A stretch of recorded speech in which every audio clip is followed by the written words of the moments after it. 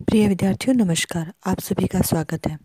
विश्व इतिहास के अंतर्गत पिछले वीडियो में हम इटली के एकीकरण पर चर्चा कर रहे थे। पिछले वीडियो में हमने एकीकरण से पहले की स्थितियों के बारे में चर्चा की थी। हम प्लम्बियर समझौते तक चर्चा कर चुके थे। आज के इस वीडियो में हम इटली के एकीकरण के प्रमुख चरणों के बारे में चर्चा करेंगे। सबसे पहले हम बात करते हैं प्लम्बियर समझौते के बाद ऑस्ट्रिया से युद्ध की, जिसके द्वारा इटली के एकीकरण का पहला चरण पूरा हुआ था। प्लम्बियर्स में यह तय किया गया था कि ऑस्ट्रिया को भड़काकर इस प्रकार युद्ध आरंभ किया जाए कि ऑस्ट्रिया आक्रामक लगे तथा सार्डिनिया आत्मरक्षा के लिए लड़ने वाला प्रतीत हो। कैवूर ने प्लम्बियर्स से लौटते ही युद्ध की तैयारी आरंभ कर दी। पिडमोंट के समाचार पत्रों में ऑस्ट्रिया की कटु आलोचना की जाने लगी। इधर कैवूर ने इटली स्थित ऑस्ट्रिया के मस और फरारा में विद्रोह करवा दिया, जिससे स्थिति तनावपूर्ण हो गई और ऐसा प्रतीत होने लगा कि सार्डिनिया और ऑस्ट्रिया के बीच युद्ध अवश्यंभावी है। अतः ब्रिटेन ने सार्डिनिया और ऑस्ट्रिया के बीच समझौता कराने हेतु यूरोपीय कांग्रेस आमंत्रित करने का सुझाव रखा। ऑस्ट्रिया ने इस प्रस्ताव को इस शर्त पर स्वीकार किया कि कांग्रेस अधिवेशन से पूर्व सार्डिनिया का निशस्त्रीकरण हो जाना चाहिए। सार्डिनिया का कहना था कि पहले ऑस्ट्रिया की सेना अपनी सीमा में चली जाए, अतः ब्रिटेन का प्रस्ताव असफल रहा। 23 अप्रैल 1859 को ऑस्ट्रिया ने सार्डिनिया को अल्टीमेटम भेजा कि 3 दिन के भीतर ही निशस्त्रीकरण कर दे, अन्यथा उसके विरुद्ध युद्ध छेड़ दिया जाएगा। इससे कैवूर खुशी से उछल पड़ा, क्योंकि वह यही चाहता था। ऑस्ट्रिया ने आक्रामक नीति अपनाई, जबकि सार्डिनिया अपनी आत्मरक्षा के लिए तैयार हो गया। कैवूर ने ऑस्ट्रिया के अल्टीमेटम को ठुकरा दिया। 29 अप्रैल 1859 को ऑस्ट्रिया ने सार्डिनिया पर आक्रमण कर दिया। इस युद्ध में विक्टर एमेनुएल ने स्वयं अपनी सेना की कमान संभाली। 3 मई को नेपोलियन तृतीय ने भी ऑस्ट्रिया के विरुद्ध युद्ध की घोषणा कर दी। फ्रांस और सार्डिनिया की संयुक्त सेना ने 4 जून को मेजेंटा में तथा 24 जून को साल्फरीनो में ऑस्ट्रिया की सेनाओं को परास्त किया। लोम्बार्डी पर सार्डिनिया का अधिकार हो गया। उस समय ऐसा प्रतीत हो रहा था कि अब वेनेशिया पर भी इटली का अधिकार हो जाएगा तथा इटली पर ऑस्ट्रिया का प्रभुत्व समाप्त हो जाएगा, किंतु नेपोलियन तृतीय ने सार्डिनिया से बिना पूछे ही युद्ध बंद करने का निश्चय कर लिया। ऑस्ट्रिया की पराजय से इटली के सभी राज्यों की जनता सार्डिनिया से संबंध होने के लिए उत्तेजित हो उठी तथा एक शक्तिशाली राज्य के रूप में इटली के उदय होने के लक्षण दिखाई देने लगे। इससे नेपोलियन चौकन्ना हो गया। वह नहीं चाहता था कि फ्रांस की दक्षिणी पूर्वी सीमा पर एक शक्तिशाली राज्य की स्थापना हो, जिससे फ्रांस को खतरा उत्पन्न हो जाए। इधर नेपोलियन को युद्ध में काफ़ी हानि उठानी पड़ी थी और यदि युद्ध और लंबा चलता तो उसे और अधिक हानि की संभावना थी। साथ ही उसे प्रशा के आक्रमण का भी भय था। इसके अतिरिक्त फ्रांस के रोमन कैथोलिक युद्ध जारी करने के पक्ष में नहीं थे, क्योंकि उन्हें इस बात का भय था कि ऑस्ट्रिया के विरुद्ध युद्ध जारी रखने से पोप की स्थिति खतरे में पड़ जाएगी। इन सभी कारणों से नेपोलियन तृतीय ने 11 जुलाई 1859 को विला फ्रैंका नामक स्थान पर ऑस्ट्रिया के सम्राट फ्रांसिस जोसेफ से भेंट कर युद्ध विराम की शर्तें तय कर लीं। इस संधि के अनुसार लोम्बार्डी का प्रांत फ्रांस को हस्तांतरित कर दिया गया तथा फ्रांस ने उसे सार्डिनिया को दे दिया। वेनेशिया पर पहले की भांति ही ऑस्ट्रिया का अधिकार बना रहा। परमा, मोडेना और टस्कनी में वहां के शासकों को पुनः उनकी गद्दियां वापस कर दी गई। विला फ्रैंका की संधि के समाचार से इटली के निवासियों को गहरा आघात लगा।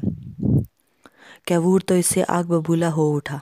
उसने विक्टर एमेनुएल को सलाह दी कि वह इस संधि को अस्वीकार करते हुए अकेले ही ऑस्ट्रिया के विरुद्ध युद्ध जारी रखे, किंतु विक्टर एमेनुएल ने कैवूर की सलाह को मानने से इनकार कर दिया। इससे कैवूर ने अपने पद से त्यागपत्र दे दिया। यद्यपि विक्टर एमेनुएल को भी नेपोलियन की नीति से उतनी ही निराशा हुई थी जितनी कैवूर को, किंतु अकेले सार्डिनिया के लिए शक्तिशाली ऑस्ट्रिया के विरुद्ध युद्ध जारी रखना व्यवहारिक दृष्टि से उचित नहीं था। इन परिस्थितियों को देखते हुए विक्टर एमेनुएल ने ऑस्ट्रिया और फ्रांस के साथ मिलकर 10 नवंबर 1859 को ज्यूरिख की संधि पर हस्ताक्षर कर दिए, जिसके द्वारा विला फ्रैंका की संधि की पुष्टि की गई। नेपोलियन तृतीय ने प्लोम्बियर्स के समझौते की शर्तों के पालन पर जोर नहीं दिया और केवल युद्ध का खर्चा लेकर ही संतोष कर लिया। अब लोम्बार्डी पर सार्डिनिया का विधिवत अधिकार हो गया और इस प्रकार इटली के एकीकरण का पहला चरण पूरा हो गया। प्रथम चरण के एकीकरण के पश्चात अब हम बात करते हैं मध्य इटली के राज्यों के एकीकरण की। जनवरी 1860 में कैवूर को पुनः पिडमोंट का प्रधानमंत्री बनाया गया। कैवूर जानता था कि नेपोलियन की सहमति के बिना मध्य इटली के राज्यों का सार्डिनिया के साथ मिलना कठिन है। अतः उसने नेपोलियन से बातचीत की तथा यह तय किया कि यदि वह मध्य इटली के राज्यों को पिडमोंट में सम्मिलित होने देगा तो उसके बदले में उसे सेवाए तथा नीस के प्रदेश दिए जाएंगे। मार्च 1860 में मध्य इटली के राज्यों में जनमत संग्रह कराया गया। परमा, मोडेना, टस्कनी, बोलेग्ना और पियाकेजा ने भारी बहुमत से पिडमोंट के साथ मिलने का निर्णय किया। मध्य इटली के राज्य पिडमोंट में शामिल कर लिए गए तथा सेवाए तथा नीस के प्रदेश फ्रांस को दे दिए गए। इन प्रदेशों को फ्रांस में दिए जाने का गैरिबाल्डी ने यह कहकर विरोध किया कि उसने यानी कि कैवूर ने मेरी मातृभूमि नीस को बेच दिया तथा मुझे विदेशी बना दिया। मध्य इटली के राज्यों के बाद अब बारी आती है नेपल्स और सिसिली को इटली में मिलाने की। कैवूर के प्रयासों से इटली का उत्तरी और मध्य भाग तो एक राजसत्ता के अधीन आ गया था तथा संयुक्त इटली के लिए एक दृढ़ आधार तैयार हो गया था, किंतु अभी तक आधा इटली बाकी था। वेनेशिया, रोम, नेपल्स और सिसिली के राज्य अभी भी बाहर थे। नेपल्स और सिसिली के राज्यों में क्रांति पैदा करने और उसे सफल बनाने तथा इटली में मिलाने का श्रेय गैरिबाल्डी को दिया जाता है। 1860 के प्रारंभ में मैज़िनी के प्रोत्साहन के कारण सिसिली की जनता ने अपने निरंकुश शासक के विरुद्ध विद्रोह कर दिया था। विद्रोहियों ने गैरिबाल्डी से सहायता की मांग की। गैरिबाल्डी ने इस शर्त पर सहयोग देना स्वीकार किया कि विद्रोह सार्डिनिया के पक्ष में हो। यद्यपि कैवूर की सहानुभूति गैरिबाल्डी के साथ थी, किंतु वह खुले रूप से गैरिबाल्डी की सहायता नहीं कर सकता था, क्योंकि प्रथम तो ऐसा करना अंतर्राष्ट्रीय कानून के विरुद्ध था तथा दूसरा गैरिबाल्डी को सहायता देने से नेपल्स और सार्डिनिया के बीच युद्ध छिड़ जाता और संभवतः यूरोपीय राज्य उसमें हस्तक्षेप करने लगते। ऐसी स्थिति में कैवूर ने दोहरी नीति अपनाई। बाहरी तौर पर तो वह अपनी तटस्थता का प्रदर्शन करता रहा, किंतु गुप्त रूप से गैरिबाल्डी व सिसिली के देशभक्तों को सहायता पहुंचाता रहा। 5 मई 1860 को गैरिबाल्डी ने अपने 1000 लाल कुर्ती वाले स्वयंसेवकों को लेकर सिसिली की ओर प्रस्थान किया। 11 मई को वह सिसिली पहुंच गया तथा 15 मई को कैल्टाफिमी नामक स्थान पर नेपल्स की सेनाओं को परास्त किया।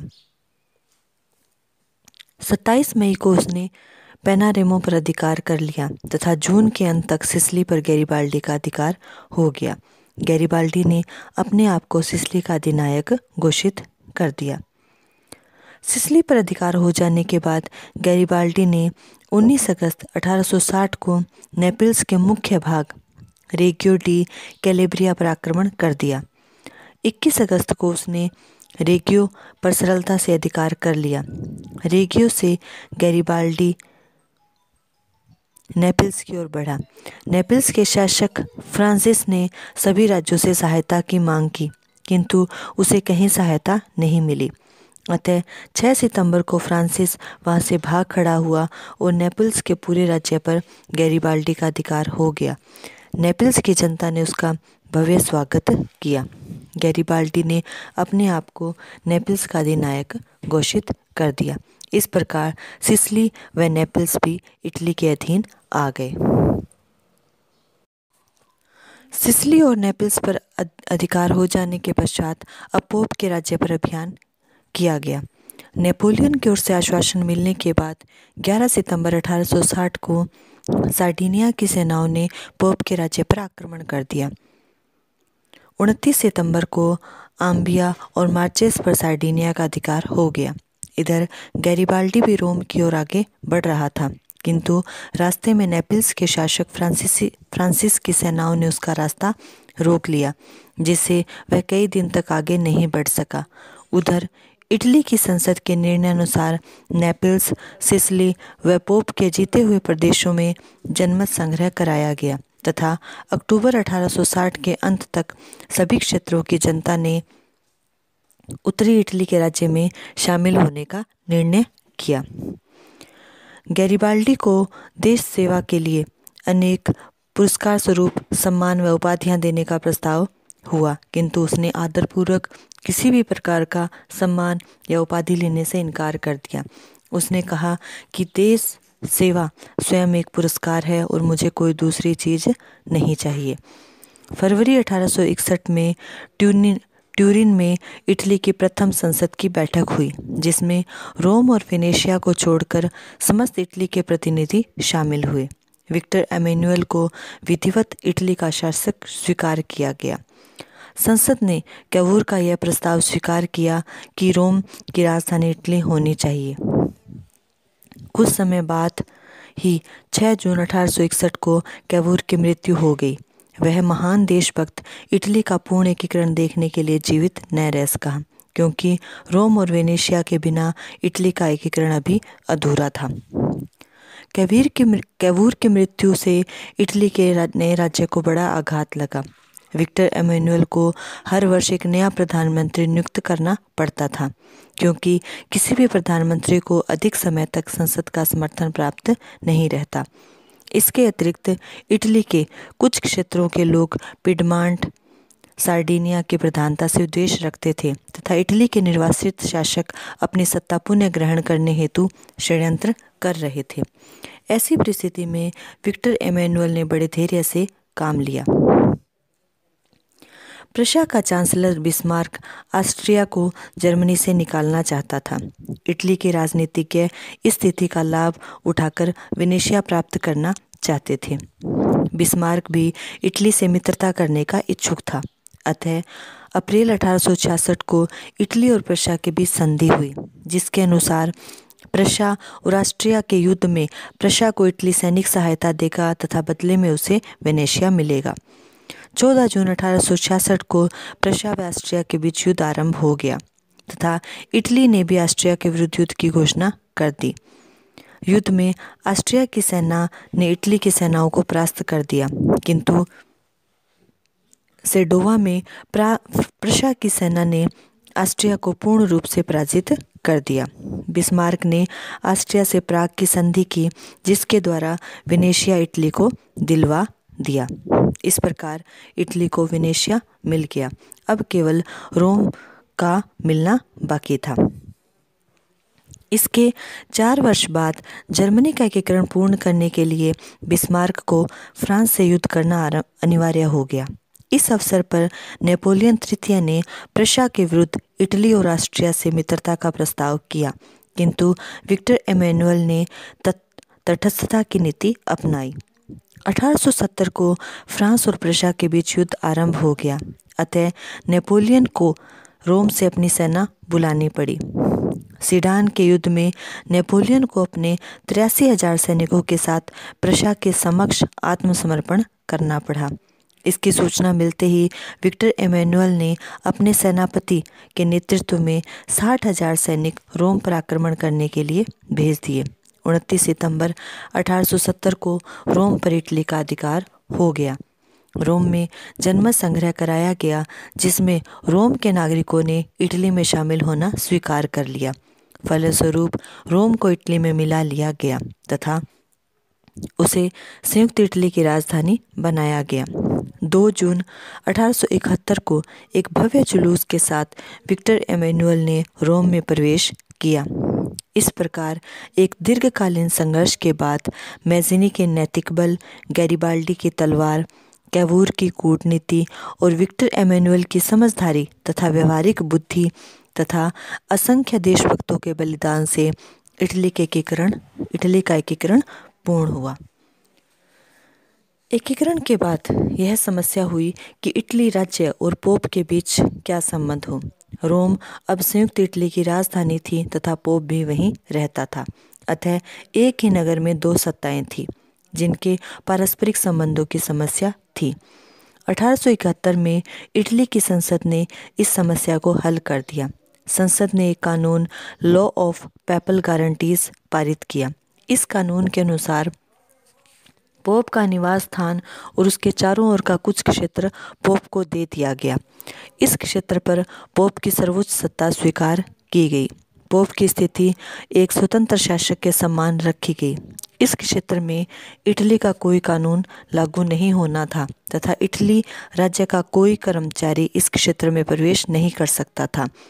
पोप अन्य देशों में अपने राजदूत भेज सकता था तथा अन्य देशों के राजदूत पोप के यहाँ रह सकते थे। इस प्रकार 1815 में वियना कांग्रेस ने जिसे भौगोलिक अभिव्यक्ति मात्र कहा था, वह अब एक स्वतंत्र राष्ट्र बन गया था। इस प्रकार विद्यार्थियों, आज के इस वीडियो में हमने इटली के एकीकरण के प्रमुख चरणों के बारे में अध्ययन किया। उम्मीद करती हूँ कि इससे आपको इस विषय को समझने में, इस टॉपिक को समझने में सहायता मिलेगी। धन्यवाद।